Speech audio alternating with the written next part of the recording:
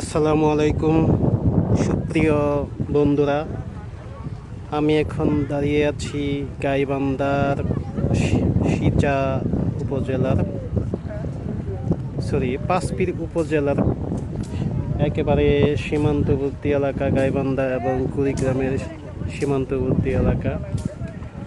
আমি যেই পাশে দাঁড়িয়ে আছি এখানে হলো গাইবান্ধা, আর ব্রিজের ঠিক অপর পাশে হলো কুড়িগ্রাম। হরিপুরের এই নতুন সেতু আগামী এক সপ্তাহের মধ্যেই উদ্বোধন হতে যাচ্ছে। নির্মাণ কাজ একেবারেই সম্পূর্ণ হয়েছে। 19 সাল থেকেই নির্মাণ কাজ শুরু হয়েছিল। এই সেতু নির্মাণের ফলে গাইবান্ধা এবং কুড়িগ্রামের মাঝখানে যোগাযোগ অনেক কমে গেল, যোগাযোগ দূরত্ব সহজ হয়ে গেল।